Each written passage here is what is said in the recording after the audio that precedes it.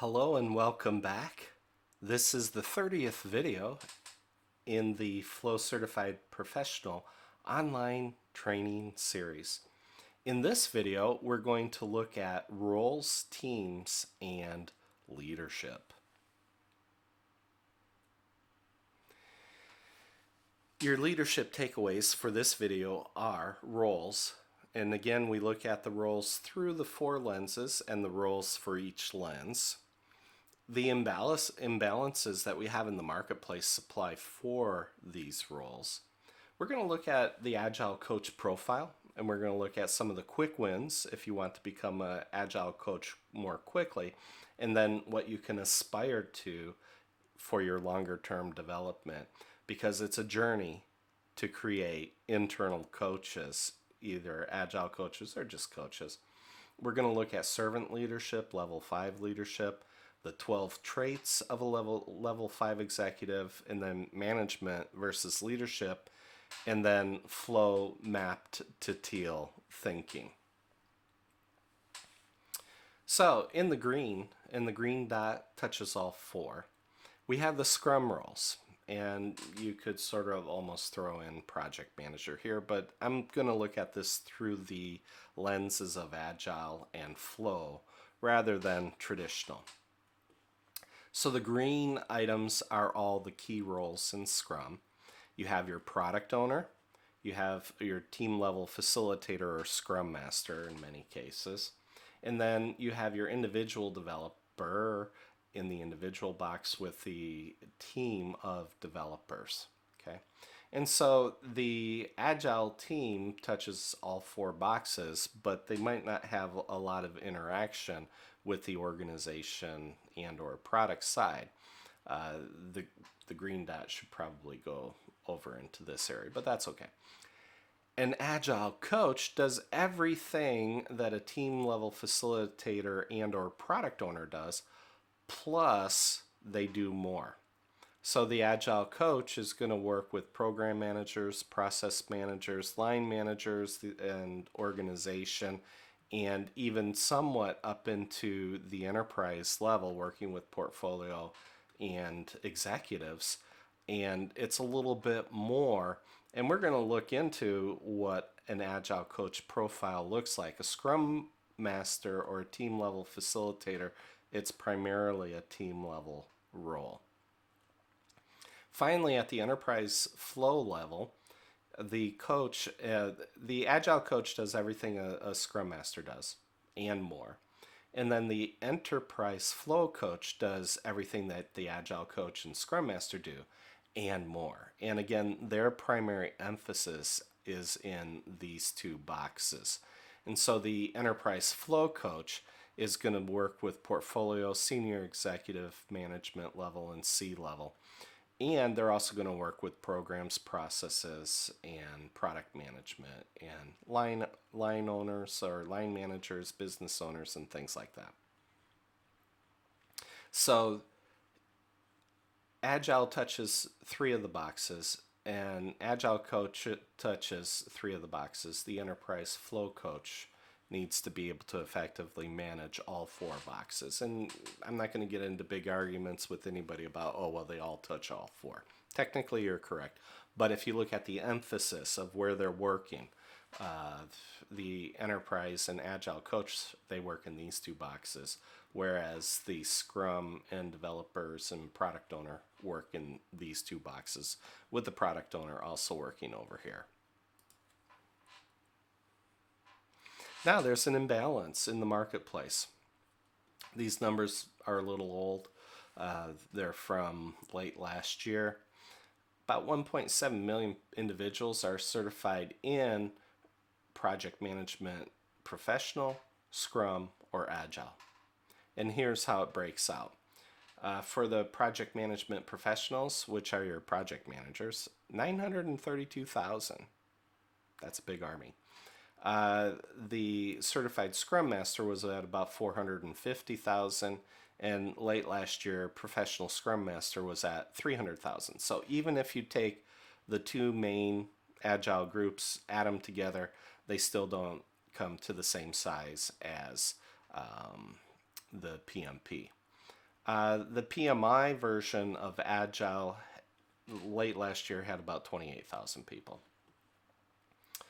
The people with non-Agile certifications, like the program management professional, it's about, late last year it was a couple thousand people.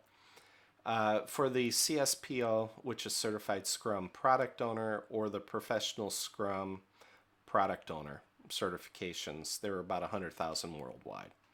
And then you need to balance that against everyone who has an MBA, which is about 2 million. And so MBAs are going to work a lot in these three boxes: organization, product, and team.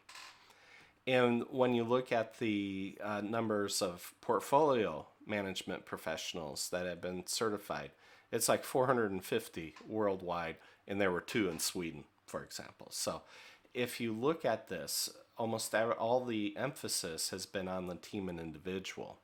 And that has led to imbalances in the capabilities of the organizations and the teams. Agile coaches. This is a quick picture on what an Agile coach should be able to do. And this is divided into 4 areas. So you should be an Agile Lean practitioner in this area. And then for professional coaching or facilitating, you should be one or both here. And in this area, this is going to get tricky because you're going to need business mastery and transformation. Okay, those two go together well. Or technical mastery and transformation, or all 3, if you really want to be able to transform an organization. And then in this last box, teaching and mentoring, which again are 2 different things. So an Agile coach is a successful team level facilitator and or Scrum Master, and they can do at least one of these in each of these 4 boxes. Now, if you want to get there quicker, you start as Lean practitioner who can teach, who can facilitate, and then you probably have your starting point of either business mastery or technical mastery. It's rare to find somebody who has both. And then the things that take time are becoming a professional coach, becoming a mentor, and learning how to transform. And in the FCC, we talk about the differences between rollout, scaling, transformation toolset, and transformation mindset. Those 4 things are different things. And it's tripping up organizations, and everybody goes, well, if I want to scale, I'll just do SAFe and I'll use that to roll it out. Well, that's a tool set view, and you're going to go down in flames. You need tool set and mindset in order to succeed. As I mentioned on the last slide, the ways for you to quickly get going is use your starting point. You either have technical mastery or possibly business mastery, one or the other, most likely. And then you add the teaching, the Agile Lean practitioner, and the facilitating, and you're an Agile coach. The things that take time are transformation mastery, mentoring, and coaching.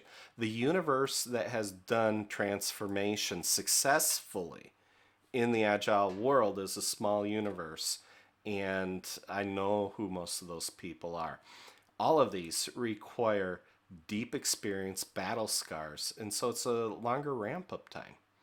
And so for these others, the fast ones, Agile Lean practitioner, if your organization's already doing lean manufacturing in their factories, then most of their program managers are already familiar with lean thinking, and you can help them up the curve more quickly.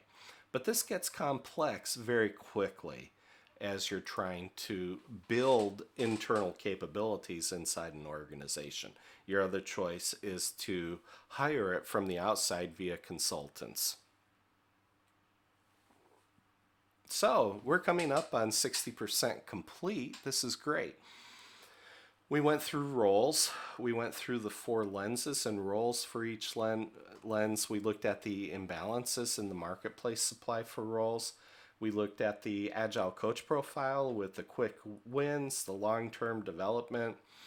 It's a journey to creating those internal coaches, and any organization that thinks that you can send your people to a 2-day course and voila, they're now a competent internal coach. Sorry guys, it doesn't work that way. It takes time. We will look at servant leadership in the next slides. The level 5 leadership, the 12 traits, and the management versus the leadership, those got moved. The application is that there's no clear consensus in the world of Agile regarding roles. And that's creating a lot of confusion because people think that a Scrum Master is an Agile coach. And that's just not the case. As you saw with how I draw it, an Agile coach is a really good Scrum Master and all of those other things more. Okay. And so because of that, you need to look at how does that impact my daily work. If you're looking at internal coaches, is your organization prepared to invest in the training, coaching, and mentoring of those coaches? It's going to take time, effort, and real money to get them up to the curve so that they can perform and deliver the value add and remarkable results that you want. And then for level 5 leadership, we'll look at that in the next session.